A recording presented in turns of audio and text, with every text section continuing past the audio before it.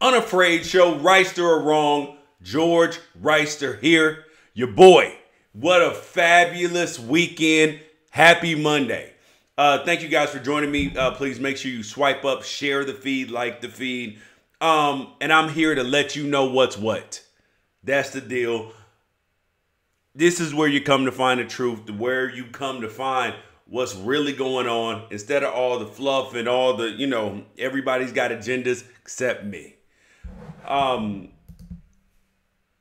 First of all, this weekend was crazy in terms of football. The NFL won this weekend. I don't know if it won in the ratings yet. I have to check those, but it won in terms of fan excitement and viewership and getting people excited about the game again, because there were so many games that were not interesting this regular season. But right now, the NFL is winning in terms of interesting games. Doing a really, really good job. I mean, whether it was last week with the Kansas City Chiefs and the Tennessee Titans, this week, the NFL is getting wins right now with the quality of its playoff games. Because you cannot undersell or underestimate how important these games are.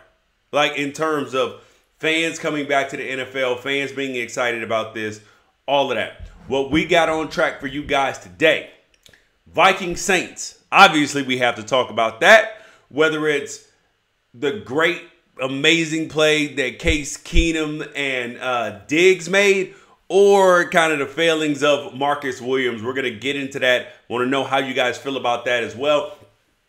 Elite quarterbacks. This became a hot topic this weekend because I've said it many times. I will say it again. Matt Ryan is not an elite quarterback. Stop calling everybody elite, because everybody's not elite. There's like 5 or 6 guys tops that are elite quarterbacks. The Tennessee Titans have a problem with their head coach, Mike Mularkey. This dude believes that Terry Robiske, their offensive coordinator, did a good job this year. And that makes me question Mike Mularkey's judgment. But first thing we're going to get into when we start off today is the things that I found interesting aside from that. There's this lady named Paige Van Dant who broke her arm in a UFC fight, but she finished. Wow, it was amazing. But on to the NFL. Do you realize that Case Keenum, Blake Bortles, Nick Foles are all in the conference championship games with Tom Brady? Tom Brady's got more rings than they have. Well, same amount of rings as they have playoff appearances. Like, do you realize this? Like, how insane is that? And the craziest part about it is that if you had said that Keenum, Bortles, and Foles would all be at the beginning of the season, that they would all be starting at any point in time in the season, you wouldn't have believed it, and you definitely wouldn't have believed all 3 teams would have been in the playoffs. Because do you realize what was riding on these games for those quarterbacks? Not Brady, but do you realize what was riding? I mean, their literal careers were riding on this game. Because if Case Keenum blows a 17-point lead, doesn't bring the team back to win. Mind you, everybody's had questions about him all year. They're saying, oh, is he a starter? Is he not a starter? Is he a long-term projected guy? Or is he just a fill-in until Teddy Bridgewater gets back healthy? Or is Sam Bradford the guy? So Case Keenum, his whole entire NFL potential as a starter was riding on this game. Everything, like he was playing for all his marbles. If Stephon Diggs does not make that catch, oh, he is going back to backup role. He's being relegated to a backup again. Nick Foles was a starter in Philadelphia, 27 touchdowns, 2 interceptions. I mean, and came up big in a playoff game against the Atlanta Falcons. Mind you, he wasn't spectacular, but he was good and efficient. So maybe he's either a starter or a very, very high-priced backup. I mean, these guys were literally playing for their NFL futures and lives. And the fact that they came up big, came up huge, is a test. I mean, like, that's spectacular. Like, imagine going to work. And when you go to work, you know that today everything is riding on them. Everything's riding on it. And mind you, it's been like this for weeks. If Case Keenum or Nick Foles had played awful, oh, they would have been looking for replacements already. Especially with Case Keenum, they would have brought Bridgewater in. They would have brought Sam Bradford in. They would have brought anybody in. I mean, like, imagine going to work every single day. Mind you, Tom Brady doesn't go to work every day, like, wondering whether he's going to start this week or if he has a bad game, he's going to lose his job. Tom Brady doesn't worry about that. Matt Ryan doesn't worry about that. Ben Roethlisberger doesn't worry about that. But if you are Nick Foles or Case Keenum, you worry, or even Blake Bortles, you worry about that every single day. Like, imagine the pressure and the toll that takes on you. And then to show up big in those moments, that's absolutely incredible. It's absolutely incredible. Please make sure you guys send in your comments as well. The Vikings versus the Saints. This was an absolutely incredible game. Absolutely incredible. And not just, it was probably one of the most tragic losses that I've ever seen. Because, well, in football especially. When you watch basketball, right?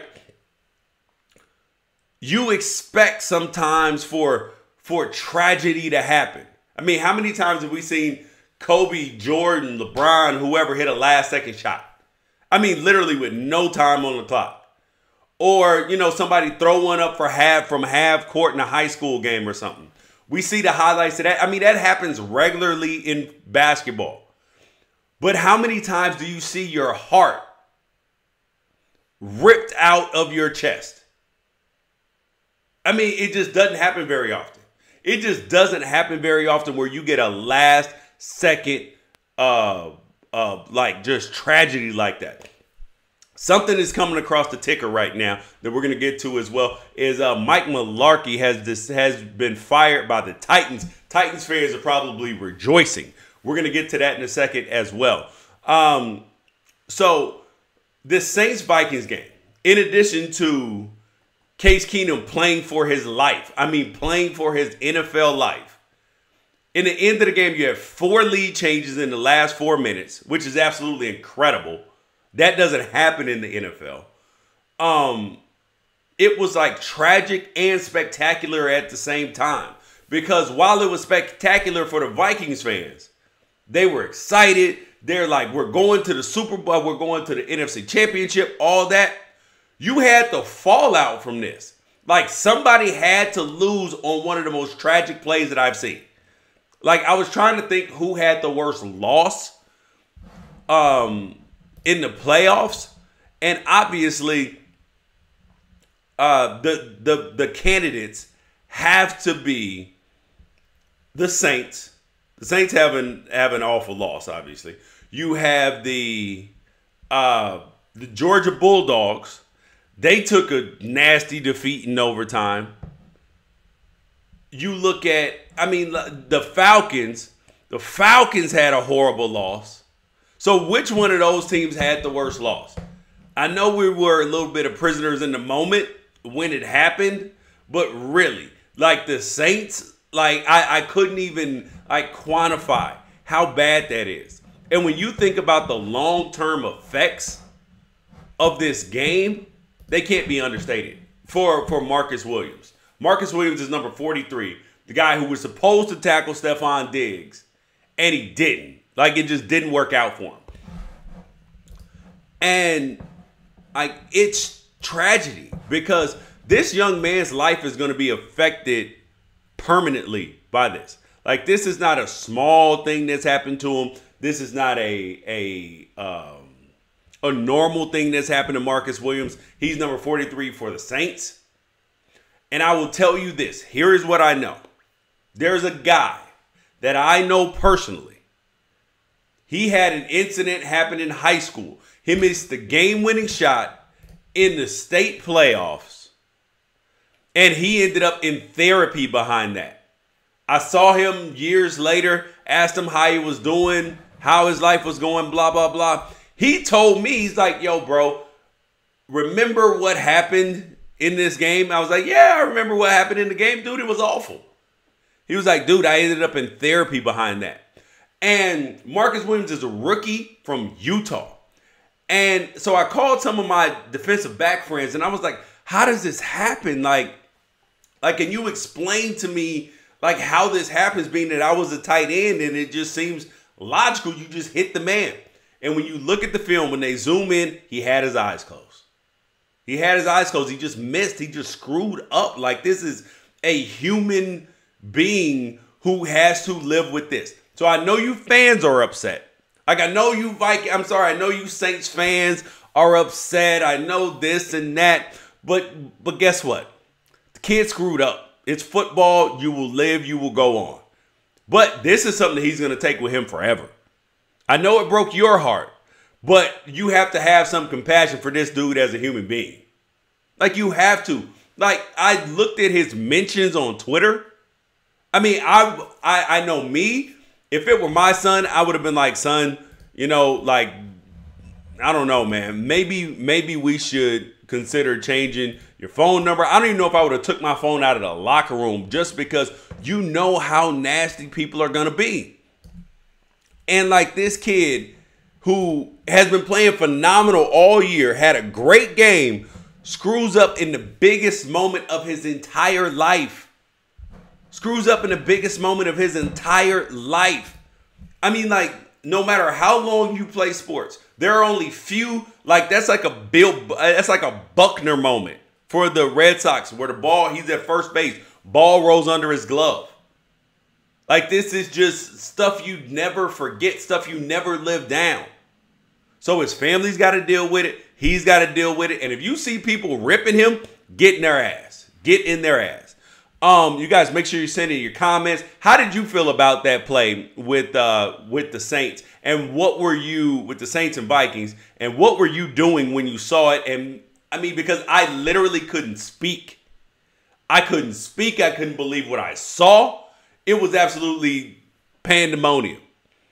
And when you consider what was riding on the game for some of these guys, like, it was absolutely incredible, because football's not supposed to rip out your heart in that way. Like, on last second wins, nope, that's a basketball thing. That's a baseball grand slam base hit. I mean, even in baseball, it happens often. But football, no, man, you're not supposed to get beat like that. You're just supposed to, you know, get the game salted away and just lose. Lose the game that you should win. But not like that. It just feels worse than football when you get your heart ripped out. Just does. The next thing up is Ben Roethlisberger. When you look at the Steelers are going to have a ton of finger pointing in that locker room. And that finger pointing is going to be at Todd Haley, the offensive coordinator. And it is going to be at Mike Tomlin, the head coach. Because there were two plays in the game in particular, two calls that were, like, severely questionable. And I know we're questioning it because it didn't go right. But when the Saints the Steelers got back in the game, they have a 4th and 1. Todd Haley calls a pass play on 4th and 1 when the Steelers have been running the ball decently and the Jaguars hadn't been all that effective against the run, especially against Le'Veon Bell. They run a play action pass play. Don't get it. They're down by 7 points, man. You have to run the ball in that situation. But obviously, hindsight is 20/20, because had they completed the pass, everybody would say, good job, Todd Haley. Good job. And we have to recognize that. Like, we have to be honest and say that it looks bad because it didn't work out. But the play that cannot be questioned as a bad play or a good play is when Mike Tomlin decided to onside kick. I am not down with the Mike Tomlin onside kick. Not down with it at all. Because you have a timeout. You have the 2-minute warning. Getting the ball. I mean, like, these are all, like, perfect scenarios. And you got Big Ben. Kick it deep, man. Kick the ball deep. Oh, man. Like it's just tragedy. I mean, it is just absolute tragedy. And Blake Bortles, though. Blake Bortles actually showed up and played well. Like, I cannot, at the beginning of the season, remember Allen Robinson, that video came out, like, he was like, man, keep the ball in bounds, man. Keep it in bounds. And everybody's saying the Jaguars are going to bench Blake Bortles. And mind you, I still do believe they do need a quarterback upgrade. However, the man played well yesterday. And I think we're giving him, even though he played well, made the throws that needed to be made. Like, let's not act like he played great and like this was some spectacular performance. This was a great performance by Blake Bortles standards. Like, this was not a great performance in general. Like, I'm not going to act like it was. It was a good day. He went 14 for 26 and a touchdown. Like, if anybody does that, like, nobody's going to rant and rave about what they did, because that's pretty much what Matt Ryan did. Matt Ryan, 22 for 36 and a touchdown. And my first comment about Matt Ryan was, he's not elite. Like, stop calling the dude elite. Like, he had I know that he was playing against a really good defense in the Eagles. But in the playoffs, you have to be absolutely fantastic. Jacksonville's defense has been dominant all year. Ben Roethlisberger threw for 460 and 5 touchdowns. I mean, come on. Like, you can't try to place value on a guy just by statistical marks. And if you are, then Matt Ryan's not elite. Colin Cowherd made a great, he broke this thing down great a few months ago. And I have to agree, Matt Ryan is Andy Dalton in a dome. Like, if you take out the outlier from last season where he was the MVP, take that season out and throw it away, because it's an outlier. It doesn't match any of the rest of them. He's Andy Dalton. Andy Dalton even has less touchdowns. Less interceptions. Come on. Let's not sit there and act like that this has just been, he's a guy. Matt Ryan is not the guy who comes in and wins the game for you. He's not. He's not that guy. And that's what you need in the playoffs. You need a quarterback at times who can bring you back when your team's not playing well. Look at Drew Brees. Started out the game horrible. What happened? Gave his team a chance to win. Brought them all the way back. Defense helped out, gave him stops, and gave him opportunities. Ben Roethlisberger, team playing awful. Fumbles, down 21-0. Bring them all the way back. Come on. That's elite quarterbacks. And there are only a couple of them. So we're going to get to the elite quarterbacks in a second. You guys make sure you swipe up, share the feed, like the feed, continue the conversation. What's his name? Jalen Ramsey, who plays for the Jaguars. The dude is a national treasure. I was not in on Jalen Ramsey at first, but I'll tell you this, I love his trash talk. I love it. Because in the beginning, I was a little annoyed because it felt like a kind of like a disrespectful, doesn't really, come on, man, show me something before you get to doing all this talking. Ha! Ha! That boy all pro. And he backing it up, and his team is backing it up. And I must say that the Jaguars are so young, like they're just young and just dumb. That's the best thing about them, because they don't even understand the gravity of the situation and realize how difficult it is to win in the NFL. That they're just going to sit up and just go on, oh, we're just going to stomp out everybody. Like, they remind me a little bit of like Seahawks light. The way the Seahawks were when they first had the Legion of Boom, when that was first going. Like, they just didn't even care about the fact that that this was difficult. Like, just disrespectful, but backing it up. And I love Jalen Ramsey for that. He said they're winning the Super Bowl. I don't doubt it. I would love to see a whole week of Jalen Ramsey press conferences. Would love to see it.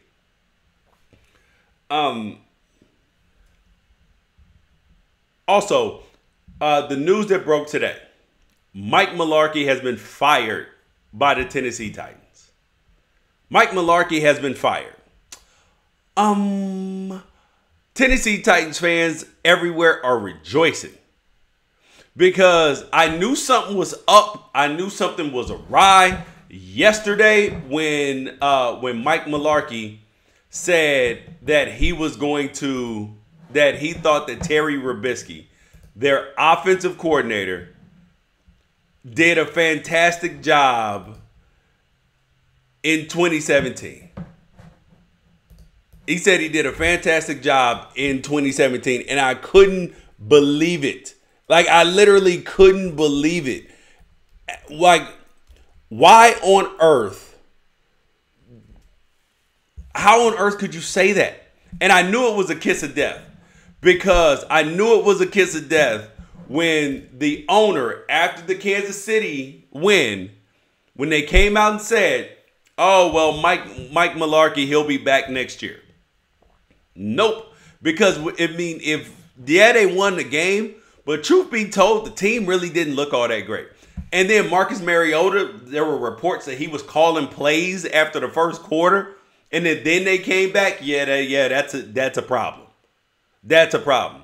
And when you have a head coach like go all in on his offensive coordinator and unwilling to make changes, it seems like, yep, he's going to get fired. He's got to go. Because he said this. Said he thought Terry Robiske, their offensive coordinator, did a great job with the Titans offense. And that made me question his judgment. And it probably made the owner question his judgment, because the owner said, hold up, I got Josh McDaniels, the Patriots offensive coordinator, available. I have Marcus Mariota, who's shown he's a really good quarterback. He looked like he regressed. The offense regressed. My head coach is saying he thinks that the offensive coordinator did a great job. He can't understand what's going on in life.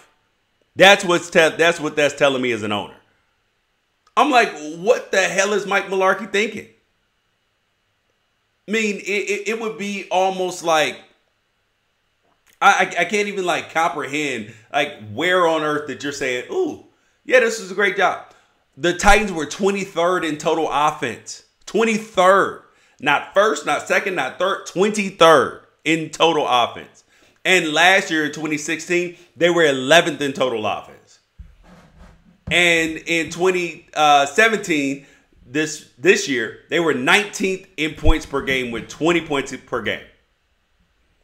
20 points per game, the Titans were. But then you go sit in 2016, 14th, they were 14th with 23 points per game. I mean, I don't even know what we're talking about here. I don't even know what we're talking about here with Mike Mularkey. What we're talking about with the Titans offense. If he couldn't see that the offense regressed, if he can't look at the data and the statistical numbers and say that the Titans offense regressed, then he doesn't need to be the head coach. And now he's been fired. And who's probably going to replace him? The guy that just absolutely demolished him. Absolutely demolished him. It looked... I get it that a lot of times when you play Bill Belichick, a lot of times the other coaches look like they got out-coached. I completely understand that, but it looked like a mismatch. I mean, a complete mismatch on every level. Offensively, defensively, everything with the Patriots. And truth be told, I actually have to give the Titans owners credit, because when you look at teams, right, the Titans are pretty much like the Toronto Raptors right now. They're a good team, might make the playoffs, can't win anything. That's what the Tennessee Titans are right now. Can't win anything. So why on earth would you have to try to make an upgrade at that point in time? You just have to. If you're not, you are actually doing your team, your fan base, and all that a disservice. Same thing at the quarterback position. Because we got to talking about elite quarterbacks this weekend, whether it's Matt Ryan, Blake Bortles, where he fits into the landscape. So I have a piece coming out today about where the quarterbacks rank in their rankings and who's elite and who's not elite. And initially on Twitter, I put out the top 6 who I thought were elite. And I have decided to narrow that list down as I put it completely on paper. I am putting, there are 5 elite quarterbacks. And then there's Matthew Stafford and Phillip Rivers. Elite: Aaron Rodgers, Tom Brady, Drew Brees, Russell Wilson, and Ben Roethlisberger. Those are your 5 elite quarterbacks. These guys are special, Hall of Famers. These are guys who give you a chance to win every single game. You saw it yesterday. You saw it the other day. There's no arguing Aaron Rodgers. No arguing Tom Brady. Drew Brees did it yesterday. Russell Wilson has done it all season with no line, no backs, no defense. Ben Roethlisberger did it the other day. Can't argue that. So they're the elites. Who are those guys? They're specials. Those are quarterbacks that are special and that they bring something intangible to the game and that you can't replace them. Like, you know that there's better quarterbacks out there who are elites, but you can't replace these guys because there aren't very many people better than them. And you can't take a chance on getting rid of them and ending up with something else, something worse, because you're probably more than likely going to get worse than what you got. So those are the specials. And then the next category is the everybody else's. Like, these are the everyman, going to be here for a few years, then going to be out, you know, can go to the Super Bowl. There have been some Super Bowl champions, but their fan base like loves and hates them at the same time. Just because of the ebbs and flows, too big, roller coaster ride. Those are those quarterbacks. And then there are the young cats, the young Thundercats. Like, these are the young guys in the league, still have an opportunity to fall into these other categories, but there's not enough statistical data, there's not enough tape to see really truly where they belong, whether they're having an outlier season or whether they're, you know, whether they're fantastic, whether they are a special, whether they are an elite, or whether they're just an everybody else. I mean, because we have to stop throwing these terms around. Because when we start throwing the term elite around to everybody, even to Matt Ryan, not buying it. And some people might think it's Matt Ryan hate. I don't hate Matt Ryan. I just hate the idea that we continuously throw this label around of elite when players aren't elite. Like, there are 32 NFL teams. What defines elite? Top 5, top 6? I mean, and that's being generous. That's 20%. 20%. Like, so if your quarterback doesn't fall in that category, I know he's really good. I know Cam Newton's really good. But he's not elite. Third down percentage horrible. Completion percentage horrible. Yeah, he runs the ball, but we're talking quarterbacking, man. We're talking quarterbacking. Leaves a little bit to be desired. Another thing that won't leave me with a little bit to be desired today is the Cavs and the Warriors. Cavs and the Warriors play today. I couldn't be more excited. I'm telling you, I know LeBron's going to play hard. I know that all of this, but they're going to get absolutely boat raced. Put Russell Wilson on the Falcons, and we're not talking about the other guys. 100% agree. If you put Russell Wilson on that Falcons team, they're going to the Super Bowl. They're absolutely going to the Super Bowl. Just like he did when he had a good team around him in Seattle. This year he had nothing at all, and finished 9-7 in the MVP race. I mean, come on.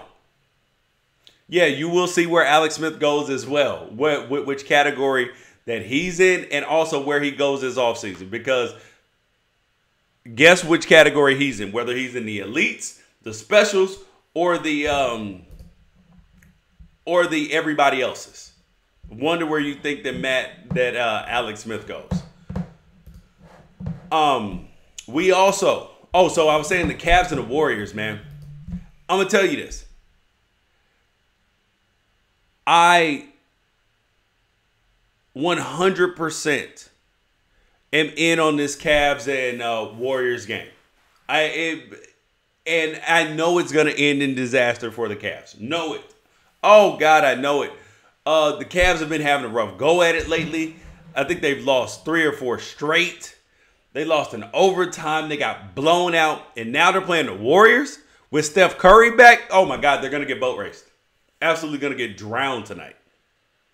And I love it. Not because because I love it. Because I love some drama in sports. I do, man. I do. Like, I'm not getting enough out of the NBA right now. I'm not. NFL playoffs is kind of winding down. I need a little bit of drama. Last year, I got KD and Russell Westbrook. got that all year. Now I need more drama. So I'll tell you this. If you are voting for the NBA playoffs, I'm sorry, if you're voting for the NBA All-Star game, please vote for Kevin Durant. Please. I want him to pick teams just because he doesn't want to pick teams. Oh my God, I want this. I don't understand why the NBA is not televising these picks, because if you don't know, the NBA, the leading vote getters out of the leading vote getter out of the Eastern Conference, leading vote getter out of the Western Conference are going to pick teams. So that's going to be LeBron probably, and it's either going to be Kevin Durant or Steph Curry. Those are going to be your team captains. And I want to see them pick teams because I want to see Kevin Durant sit there, look at the paper. I want to see where he picks Westbrook. Because if I'm LeBron, under no circumstances am I picking Westbrook, because I want Kevin Durant to say his name. I want him to say, I got Westbrook. And I want to see how long it takes him to pick Westbrook. That's what I really want to see. I want to see how long it takes him to pick Westbrook. I'm telling you, I could not be more excited or to see that, because I would love to see that look on his face, because if you're going through it, right? Let me pull up the picks real quick. If you're going through it, so some of the first picks, so you can kind of get around this for a minute, right? You're gonna pick Giannis Antetokounmpo, potentially first. Then you got Anthony Davis. So you can make a couple picks, but it becomes, once you get around that, once you get around some of them other picks, you're going to be like, he's going to have no choice after you pick James Harden. It becomes a certain point where it becomes disrespectful, and then it's going to be another problem. And I need that in sports. I'm not going to act like it's just for the game for me. It's not. The sports are about the drama on some level too, and I will tell you I love watching it. I'm not going to sit here and act like I don't, because I do. Kevin Sumlin. Kevin Sumlin is going to be the next head coach at Arizona. Oregon passed on Kevin Sumlin. Texas A&M got rid of a winning coach in there there. And I'm going to tell you, Pac-12 South fans should be, in addition, USC should be scared of this. Because guess what Kevin Sumlin is going to be able to do at Arizona that Rich Rod couldn't do on the same level? Recruit. He's going to get kids out of Texas. He's going to get them out of Florida. He's going to get them out of all over the place to play at Arizona. And guess what? Arizona's going to win. The Pac-12 is going to be back to full strength in a couple years. Back to full strength. 2 years. Not this year, but the year after that, it's going to be a dogfight, a gang fight in the conference. And I'm going to tell you this, they better adjust their schedules. That way they can be competitive like some of these other, like the SEC with the schedule manipulation. It is absolutely incredible. The next thing that we have up, the last thing we have up today, aside from the elite quarterbacks coming out. So I have that'll be posted on unafraidshow.com today. Oh, somebody just comment came in about Arizona State, about Herm Edwards making the Arizona State rivalry great again. I'm going to tell you I don't love it. I'm not in love with the Herm Edwards hire as much as the other people are. I don't like their Arizona State's new quote-unquote CEO model. They're running different layers of scouting and all of this stuff, trying to run it like a pro franchise. I got to see it work first. This is one of those things. I know we don't like change all the time, and I'm resistant to change a little bit like you guys are. But I just don't see it. He didn't seem like he even knew what the mascot was. So with the Devils. So So how am I supposed to be confident in this right now? I'm not saying it's not going to work, but I'm saying for me, my confidence level is super low in Arizona State right now with what they got going on over there. They tried to keep their offensive defensive coordinator. They both left. They were both like, no, I'm not being a part of this. It is always kind of crazy to me because when I watched going back to the Titans and Mike Mularkey real quick, I thought it was pretty telling and pretty interesting when I watched the Patriots play the Titans. Because there are rules to playing the Patriots. Number one, do not expect calls to go your way. Expect more calls to go against you than normal. And number two, you must beat them till the last whistle, because if you let up at any moment thinking you have the game in the bag, you will lose. It's just like playing Alabama. Those two rules apply to Alabama.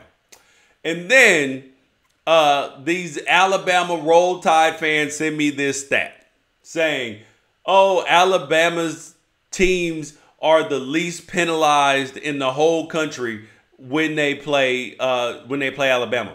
Do you know why? Because they don't call penalties on Alabama either. Alabama gets away with more holding, more pass interference, more face masks than anybody else. Nick Saban gets reviews just by yelling at the referees. Like, let's not. And then somebody tweeted to me. They said, George, don't you know that everybody knows when they watch the game that the refs are against Alabama? Man, I almost fell out of my damn chair. Everybody's against Alabama? Oh, my God. Oh, my God. Absolutely ridiculous. No way. No way. If anything, they always get some damn home cooking, man. You guys, thank you guys for joining me today. Unafraid Show, right or wrong. Make sure you swipe up, share the feed, like the feed, continue the conversation. And if any more news pops today, we will be back. And right or wrong's take will be out in a minute. The blog will be out, unafraidshow.com. Catch it, check.